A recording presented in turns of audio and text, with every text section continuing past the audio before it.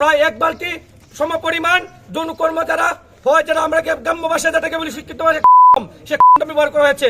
আজকে আমরা লজ্জিত। এটাই প্রথমবার মেয়েদেরকে হেনস্থা করা হয় নাই। মেয়েরা হয়তো বা লোকলজ্জার ভয়ে সামাজিক বাধা বিপত্তি থাকার কারণে তারা সামনে এসে বলে না, ঠিক আছে। সেনাবাহিনী যখন নির্বাচনকালীন সময় আমাদের মেয়েদের হোস্টেল অবস্থান নেয়, তখন তারা দেখতে পায় যে মানে অনেকগুলো কন্ডম পাওয়া গেছে। কন্ডম পাওয়ার পর তারা স্যারদেরকে অবগত করছে, কিন্তু স্যাররা বিষয়টা বলছে খতিয়ে দেখবে বা ব্যবস্থা নিবে। ইতিপূর্বে স্যাররা কোনো ব্যবস্থা নেয়নি বলে আমি এবং আমার সাথে সহকর্মীদেরকে নিয়ে স্যারদের সামনে উপস্থিত হই, কিন্তু স্যার এটার কোনো সদুত্তর আমাদেরকে দিতে পারে নাই এবং হুমকি ধমকি দিয়ে আমাদেরকে বের করে দেয় কলেজ থেকে।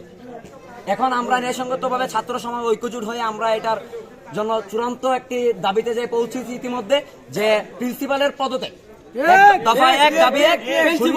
প্রিন্সিপালের পদত্যাগ এবং হোস্টেলের দায়িত্বে যে আছে যারা দুজন আছে ওরা দুজনের পদত্যাগ।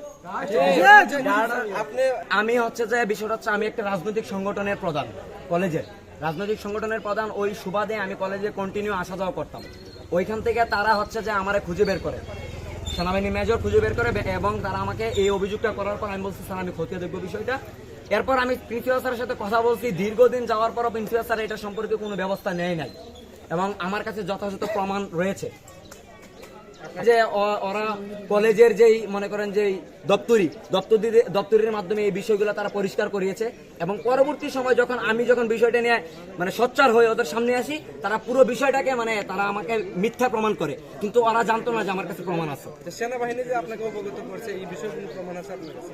হ্যাঁ, অবশ্যই প্রমাণ আছে। কথা হয়েছে থেকেই আমাদের সোশ্যাল মিডিয়ার মাধ্যমে জামালগঞ্জ সরকারি ডিগ্রি কলেজের যে যৌন হয়রানির বিষয়টা ভাইরাল হয়েছে, তারই পরিপ্রেক্ষিতে আজকে আমরা সচেতন ছাত্র জনতা এখানে একত্রিত হয়েছি।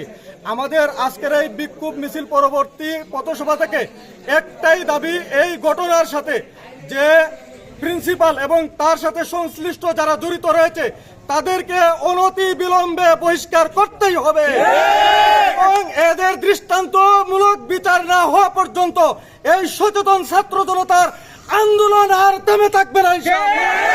আমরা অনতি বিলম্বে সরকারের যারা ঊর্ধ্বতন কর্তৃপক্ষ রয়েছেন, আশা করব আপনারা অতি দ্রুত এই সমস্ত অপরাধীদেরকে আইনের আওতায় এনে তাদেরকে দৃষ্টান্তমূলক শাস্তির ব্যবস্থা করবেন।